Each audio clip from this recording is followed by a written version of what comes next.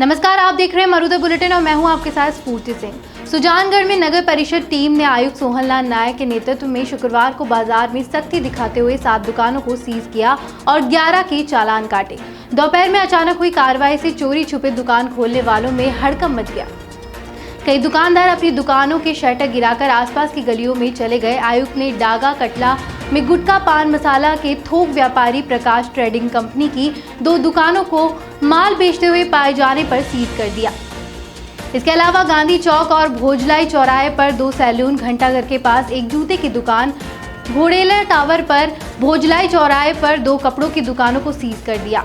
Team ने station road पर बने कई कॉम्प्लेक्सों में भी कार्रवाई की और चालान काटे। आयुक्त ने कहा कि कोरोना के फैलाव को देखते हुए कार्रवाई की गई है। जो व्यापारी और आमजन गाइडलाइन का पालन नहीं करेंगे उनके खिलाफ कार्रवाई की जाएगी। उन्होंने आमजन से गाइडलाइन की पालना करने के निर्देश दिए। कार्रवाई में नगर परिषद के सहायक प्रशासनिक अधिकारी जयकरण गुर्जर, सहायक लेखा अधिकारी भंवरलाल सहित अन्य स्टाफ और सुरक्षा कर्मी साथ रहे। जयपुर के सिरसी रोड पांचावाला स्थित सागर पैराडाइज मैरिज गार्डन में पूर्व मंत्री माननीय राज्यपाल सिंह शेखावत के निर्देशानुसार वार्ड नंबर 48 से पार्षद कुमकुम शक्तावत द्वारा एक वैक्सीनेशन कैंप लगाया गया। इस अवसर पर लगभग 500 से ज्यादा वार्ड वासियों ने कोरोना का टीका लगवाया। इस मौके पर सभी को मास्क वितरण भी किया गया। इस अवसर पर जयपुर के उप महापौर पुनीत कर्णावत मुख्य अतिथि के तौर पर मौजूद रहे। इस मौके पर भारतीय जनता पार्टी के मंडल उपाध्यक्ष शक्ति सिंह मानपुरा, बलवीर सिंह खेतड़ी, रणवीर सिंह गुड्डा, मदन सिंह जी बैरी, गजेंद्र सिंह केकरी, रतन अग्रवाल, अशोक लाटा, राम अवतार सिंह टीसी नगर, राम अवतार यादव, वैशाली सिटी और युवा साथियों में वीरेंद्र सिंह चावर, अजय सिंह चौहान, अजित सिंह कंवरसा, जय सिंह बासड़ी, नीरू सिंह, भारतीय जनता पार्टी के वरिष्ठ कार्यकर्ता और युवा साथी, समस्त वार्ड 48 टीम और निवासी मौजूद रहे। के अंदर कोरोना के खिलाफ जिस जंग का आगाज माननीय प्रधानमंत्री जी ने किया हुआ है, उस वैक्सीन के लिए एक कैंप लगाया हुआ है। इस कैंप में वैक्सीनेशन पूरी तरीके से फ्री हो रहा है। इसके लिए मैं वार्ड 48 की पार्षद आदरणीय कुमकुम शक्तावत जी, मेरे मित्र शक्ति सिंह जी, गजेंद्र बना, बलबीर बना, अजय जी, आप सब लोगों का बहुत बहुत साधुवाद करता हूँ। आप लोगों की टीम ने ये जिस प्रकार के एक बड़े पुण्य के कार्य को अपने हाथ में लिया है, मुझे यकीन है कि आप अपने क्षेत्र के लोगों की सबसे बड़ी सेवा कर रहे हैं और कोरोना वैक्सीन के माध्यम से ही हम कोरोना को शिकस्त दे पाएंगे, कोरोना को हरा पाएंगे। राजधानी जयपुर में पुलिस का अतिरिक्त जाब्ता जहां सड़कों पर तैनात किया गया है, तो वहीं नियमों का उल्लंघन करने वालों के खिलाफ पुलिस ने महामारी एक्ट के तहत कार्रवाई का मन बना लिया है। गलतागेट थाना क्षेत्र में नाकाबंदी कर प्रत्येक वाहन चालकों से पूछताछ की जा रही है। साथ ही अकारण घूमने वालों पर कानूनी कार्रवाई की जा रही है। गलतागेट थाना अधिकारी सतीश चौधरी ने बताया कि नाकाबंदी कर रहे लोगों को समझाइश की जा रही है कि अगर अति आवश्यक कार्य ना हो तो घर से बाहर ना निकले।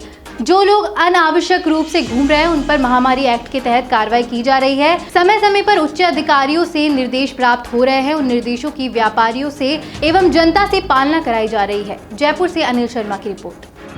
ये जो नाकाबंदी है मेरे पीछे ये कोई राजनेता के लिए नहीं है, जो अभी तो ये कोरोना के लिए है। जो कोरोना की सेकंड वेव आई है, ये इतनी भया स्थिति है कि जगह जगह पर नाकाबंदी लगाई गई है। हम अभी पहुंचे हैं गलतागेट चौराहे पे, जो गलतागेट थाना क्षेत्र के अधीन है। और यहाँ पे जो थानाधिकारी है सतीश जी करते हैं, इनसे बात की क्या रणनीतियाँ है, कैसे नाकाबंदी लगाई जा रही है, कैसे नाकाबंदी लगाई जा रही है और क्या कार्रवाई की जा रही है आपके अधिकारियों के निर्देशानुसार जो राज्य सरकार ने गाइडलाइन जारी की है, उसकी पालना के लिए नाकाबंदियाँ पूरे शहर में ही लगाई जा रही हैं। और उसमें बिना मास्क जो घूम रहे हैं, अनावश्यक रूप से घूम रहे हैं, एक भीड़भाड़ कर रहे हैं, जो क्षमता से अधिक सवारियाँ जिन्होंने बैठा रखी हैं, उनके खिलाफ कार्रवाई की जा रही है। उसके ऊपर किस कारण ये जो महामारी अधिनियम है उसके तहत कार्रवाई की जाए। अभी कितनी कार्रवाई हो चुकी है? करीब रोज़ 100 से 150 तक कार्रवाइयाँ रोज़ होती हैं। और इसके अलावा प्रकरण भी दर्ज किए जा रहे हैं। जो शहर में जो भीड़भाड़ वाले इलाके हैं जहाँ पे दुकानें खोली जाती हैं, उनके खिलाफ कार्रवाई की जा रही है। जो उच्च अधिकारी है और जो सरकार है, क्या निर्देश मिलेगा? आज नई गाइडलाइन जारी हुई है जो 25 तारीख से प्रभावी होगी, उसमें और थोड़ा सख्त किया गया है और कुछ जो विभाग हैं उनके कर्मचारियों को भी अनुमति दी गई है जो आवश्यक सेवाएं हैं उनके लिए, तो 25 तारीख से लागू है। तो हमारे चैनल के माध्यम से आप जनता को क्या मैसेज देना चाहते हैं कोरोना के? मैं यही संदेश देना चाहता हूँ कि जनता अनावश्यक रूप से घरों से बाहर नहीं निकले और कर्फ्यू की पालना करें। जो महामारी के अधिनियम के तहत जो कार्रवाइयाँ जारी हैं उनसे बचाव के पूरे उपाय रखें, अनावश्यक रूप से बाहर नहीं निकलें।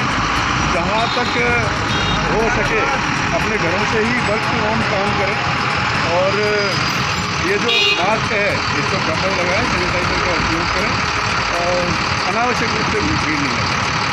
ये थे सतीश चौधरी जी जो बरतकिया थाना अधिकारी हैं, इन्होंने बताया है कि जो अकारण रूल्स है उनके ऊपर महामारी एक्ट के अंतर्गत चालान किए जा रहे हैं और इन्होंने एक जनता को एक अच्छा मैसेज भी दिया है कि अगर काम हो जब भी बाहर निकले, नहीं तो वर्क टू होम अपनाएं।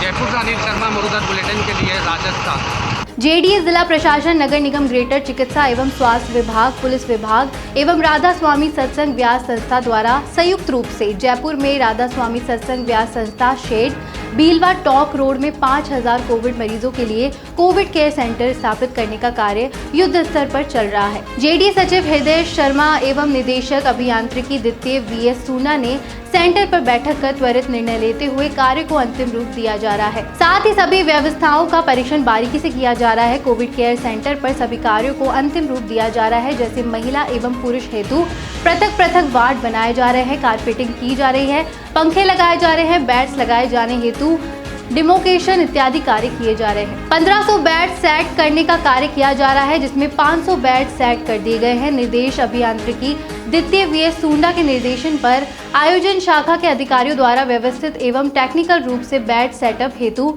लेआउट प्लान किया जा रहा है। लेआउट प्लान के अनुसार बेड सेट करने का कार्य तीव्र गति से किया जा रहा है। कोविड केयर सेंटर पर समस्त चिकित्सा सेवाएं चिकित्सा एवं स्वास्थ्य विभाग द्वारा उपलब्ध कार्रवाई की जाएगी। विभाग द्वारा चिकित्सा दलों का संगठन और गठन, पर्याप्त संख्या में चिकित्सकों, नर्सिंग स्टाफ एवं अन्य स्टाफ को नियुक्त किया जाएगा। जेडीए द्वारा बेड्स, चद्दर, गद्दे, साबुन, सैनिटाइजर आदि की व्यवस्था की जाएगी। सुरक्षा व्यवस्था पुलिस आयुक्त जयपुर, सैनिटाइजेशन, साफ सफाई एवं कचरा निस्तारण, टॉयलेट्स की व्यवस्था नगर निगम ग्रेटर जयपुर, पेयजल, चाय, नाश्ता, काढ़े की व्यवस्था राधा स्वामी सत्संग व्यास द्वारा की जाएगी। कोविड केयर सेंटर पर एक control room, help desk, OPD स्थापित किया जाएगा एवं एम्बुलेंस की पर्याप्त संख्या में व्यवस्था की जा रही है। सेंटर पर अपडेट्स, लॉन्च, वाहन पार्किंग आदि की समुचित व्यवस्था भी की जा रही है। वर्तमान स्थिति में परिदृश्य में आरामदायक मेडिकल यूनिट जैसी जगह चिन्हित की गई है, जिससे कोविड मरीज नेचुरल वातावरण में शीघ्र स्वस्थ होकर घर जा सके। जयपुर विकास प्राधिकरण द्वारा जोन 13 में निजी खातेदारी की करीब 16 बीघा भूमि से अवैध कॉलोनी बसाने का प्रयास विफल किया। जोन 2 में तालाब पेटा क्षेत्र की 5 बीघा जमीन भूमि से अवैध कॉलोनी बसाने का प्रयास विफल किया और 5 अवैध निर्माणधीन दुकानों को ध्वस्त किया गया।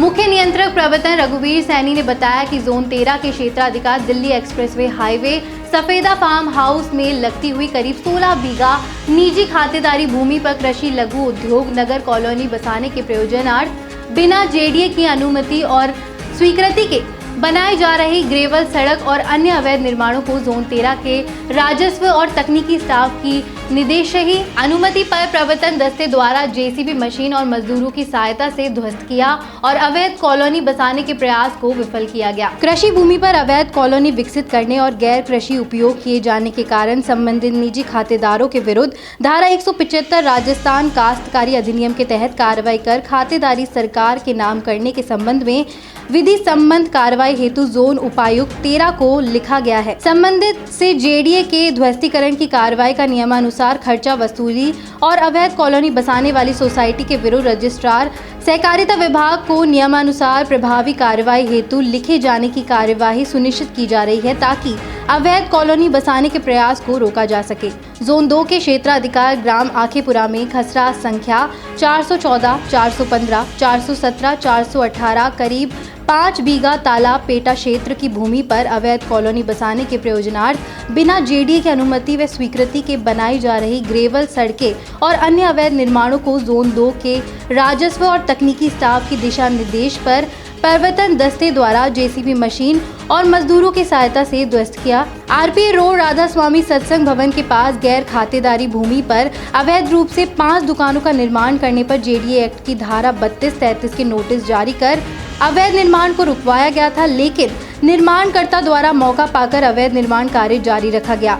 उक्त अवैध 5 दुकानों के निर्माण को जोन 2 के राजस्व व तकनीकी स्टाफ की दिशा निर्देशी पर प्रवर्तन दस्ते द्वारा जेसीबी मशीन और मजदूरों की सहायता से ध्वस्त किया गया। जयपुर जिले के शाहपुरा कस्बे में चौंकाने वाला मामला सामने आया है। शाहपुरा स्थित सरकारी अस्पताल की ओर से बगैर सैंपल लिए ही मरीजों को कोरोना पॉजिटिव रिपोर्ट देने का गंभीर मामला सामने आया है। शाहपुरा निवासी मनोज शर्मा ने बताया कि उसके भाई आशीष शर्मा के पास शुक्रवार शाम उसके मोबाइल नंबर पर मैसेज आया कि उसके घर की 2 महिलाओं की कोरोना रिपोर्ट पॉजिटिव है, जबकि वे दोनों महिला सरकारी अस्पताल में सैंपल देने के लिए गई नहीं थी। मनोज शर्मा ने बताया कि पिछले दिनों उसके 2 भाई बीमार हो गए थे। इसके बाद शाहपुरा सरकारी अस्पताल में उनकी जांच कराई गई तो उनकी कोरोना रिपोर्ट पॉजिटिव आई। इसके बाद दोनों भाइयों को निम्स अस्पताल में दिखाया गया और वहीं से उपचार लिया गया। 22 अप्रैल को दोनों भाइयों की पत्नियों को भी जाँच कराने के लिए निम्स अस्पताल ले जाया गया। 23 अप्रैल को निम्स अस्पताल की ओर से दोपहर में उनको कोरोना नेगेटिव रिपोर्ट मैसेज के द्वारा भेजी गई। वहीं शुक्रवार शाम को सरकारी अस्पताल की ओर से उनके भाई के मोबाइल नंबर पर दोनों महिलाओं की कोरोना पॉजिटिव रिपोर्ट का मैसेज आया, जबकि दोनों महिलाएं सरकारी अस्पताल में नहीं गई थी। ऐसे में सवाल होता है कि जब कोई सरकारी अस्पताल में सैंपल देने के लिए गया ही नहीं तो उसकी कोरोना रिपोर्ट पॉजिटिव कैसे हुई। राजधानी के निकट कालवाड़ के समीप बनाए गए सीवरेज प्लांट के कारण आसपास के लोगों का जीवन दुर्भर हो गया है। जहां पहले कई कॉलोनाइजरों ने बड़े अरमानों के साथ कॉलोनियां काटी और बड़े बड़े भूखंड बनाए, वहीं भूखंड अब वीरान हो गए हैं और कॉलोनाइजरों के अरमानों पर पानी फिर गया है। कभी लोगों से आबाद रहने वाला आनंद विहार सहित कई कॉलोनियां अब वीरान हो गई है। सीवरेज प्लांट से आने वाली दुर्गंध और नाले के पानी की आने वाली बदबू के कारण आसपास में रहने वाले लोगों का जीवन दुर्भर हो गया है। गौरतलब है कि कालवाड़ कस्बा राजधानी जयपुर से सटा होने के कारण यहाँ भी जमीनों के भाव आसमान छू रहे हैं। रियल एस्टेट का कारोबार करने वालों के मुताबिक अब राजधानी जयपुर में आबादी अधिक होने के कारण लोग कालवाड़ रोड पर ही स्थापित होने लगे हैं और भूमि भवन खरीदकर अपने सपनों को साकार कर रहे हैं। लेकिन एक सीवरेज प्लांट की वजह से कस्बे में मानो जमीन के भावों को ग्रहण ही लग गया है। सीवरेज का नाला दे रहा है दुर्गंध। कालवाड़ के समीप बने सीवरेज प्लांट से पानी गजाधरपुरा में स्कूल के समीप पाइप द्वारा छोड़ा जाता है। ये पानी खुले नाले के रूप में बहता हुआ कालवाड़ बालाजी मंदिर पुलिस थाने के करीब से होता हुआ आगे दुर्ज नियावास के समीप निकलता है। इस नाले के पास ही राजकीय प्राथमिक विद्यालय बना हुआ है। नाले की दुर्गंध इस विद्यालय में पढ़ने वाले बच्चों के स्वास्थ्य पर विपरीत असर डाल रही है, जिसका दुष्परिणाम भी बच्चों में लगातार दिख रहा है। वहीं जयपुर कालवाड़ रोड पर बने बालाजी महाराज का मंदिर भी इस नाले के समीप ही वर्षों से स्थित है, जहां रोजाना सैकड़ों श्रद्धालु का तांता लगा रहता है। मंगलवार और शनिवार को तो इस मंदिर में हजारों की संख्या में श्रद्धालु दर्शन के लिए आते हैं, लेकिन नाले की दुर्गंध के कारण श्रद्धालु का वहां कुछ देर के लिए रुकना भी बड़ा मुश्किल हो जाता है। आनंद लोक में रहना भूल गए लोग। सीवरेज के गंदे पानी की वजह से यहाँ कभी आबाद रहने वाली कॉलोनी आनंद लोक अब वीरान हो गई है। सूत्रों से मिली जानकारी के अनुसार इस कॉलोनी में लगभग 300 फ्लैट्स बने हुए हैं, लेकिन वर्तमान में लगभग 100 फैमिली ही यहां निवास करती है। जब से सीवरेज प्लांट बना है उसके बाद इसका कार्य बिल्कुल धीमा हो गया है। वहीं पास ही में एक दूसरी आवासीय कॉलोनी गणपति पैराडाइज सिटी है, जिसमें लगभग 500 फ्लैट्स बने हुए हैं। इसमें लगभग 20 फैमिली रहती है। दोनों कॉलोनी जेडी अप्रूव्ड है। इसके अलावा भी आसपास में कई कॉलोनियां हैं, लेकिन अब कोई भी इस तरफ आना नहीं चाहता। कालवाड़ कस्बे सहित गजाधरपुरा, मालीवाड़ा आदि में जमीन के भाव पहले आसमान छू रहे थे, लेकिन अब आधे भी नहीं रहे हैं, जिसके कारण निवेशकों को यह इलाका रास नहीं आ रहा। सूत्रों के अनुसार पहले इस इलाके में भूखंडों के भाव 8000 प्रति वर्ग गज का भाव था, लेकिन अब ये 5500 प्रति वर्ग गज के हिसाब से रह गया है। सीवरेज प्लांट के नाले का गंदा पानी वीड़ की ढानी, कालवाड़ रोड बालाजी मंदिर, मालीवाड़ा, कालवाड़, सुंदरियावास होते हुए ये 50 से आगे पहुंच रहा है। इन सभी गांवों में इसकी दुर्गंध का असर साफ तौर पर दिखाई दे रहा है। भाबरू कस्बे के सालासर पॉलीप्लेक्स फैक्ट्री में मार्च माह का कार्मिकों को भुगतान नहीं दिया जा रहा है, जिससे उन्हें आर्थिक संकट का सामना करना पड़ रहा है। मामले को लेकर शुक्रवार को कार्मिकों का गुस्सा फूट पड़ा। इधर भुगतान देने को लेकर कंपनी के चेयरमैन की ओर से कार्मिकों को संतुष्टिपूर्ण जवाब नहीं मिल पाया है। अधिकारी के अनुसार कंपनी में कुछ विवाद चल रहा है, जिसके चलते कार्मिकों के भुगतान में देरी हो रही है। सालासर पॉलीप्लेक्स फैक्ट्री में यूपी, एमपी सहित अन्य राज्यों व स्थानीय कार्मिक काम कर रहे हैं, जिन्हें मार्च माह का भुगतान नहीं दिया जा रहा है। कार्मिक ने बताया कि कई बार भुगतान को लेकर अधिकारियों को अवगत कराया, लेकिन उनकी ओर से कोई संतोषजनक जवाब नहीं मिला। भुगतान नहीं मिलने से कार्मिक शुक्रवार सुबह 8 बजे कंपनी के अंदर एचआर कार्यालय के सामने धरने पर बैठ गए। एचआर ऑफिस के अधिकारियों ने कार्मिकों से समझाइश का प्रयास किया, लेकिन वे भुगतान की मांग पर अड़े रहे। उन्होंने वाहन को कंपनी के अंदर भी नहीं जाने दिया। 12 बजे एचआर अधिकारियों ने फिर से समझाइश की। कंपनी में बाहरी राज्यों से 50 से अधिक कार्मिक कार्य कर रहे हैं। कंपनी चेयरमैन संजय गुप्ता से दूरभाष और मैसेज के जरिए संपर्क करने की कोशिश की, लेकिन उन्होंने ना ही कॉल रिसीव किया। कंपनी के एचआर हेड गोविंद सिंह ने बताया कि कंपनी में कुछ डिस्प्यूट चल रहा है। कंफर्ट आउट का आदमी 1 अप्रैल को काम छोड़कर चला गया है। कंफर्म अकाउंट का आदमी 1 अप्रैल को काम छोड़कर चला गया है। 3-4 दिन में भुगतान करवा दिया जाएगा। 200 कार्मिकों का 28 लाख रुपए बकाया। कंपनी के अंदर करीब 200 कार्मिक कार्यरत है, जिनका मार्च माह का तकरीबन 28 लाख रुपए का भुगतान बाकी है। अमूमन कार्मिकों को प्रत्येक माह की 7 तारीख तक भुगतान कर दिया जाता है, लेकिन कंपनी में डिस्प्यूट की वजह से कार्मिकों को अभी तक भुगतान नहीं मिल पाया है। भुगतान नहीं मिलने और कोविड-19 संक्रमण के चलते कार्मिकों को अधिक संकट का सामना करना पड़ रहा है। इस बुलेटिन में फिलहाल इतना ही। देश और दुनिया की तमाम खबरों के लिए आप देखते रहिए मरुधर बुलेटिन। नमस्कार।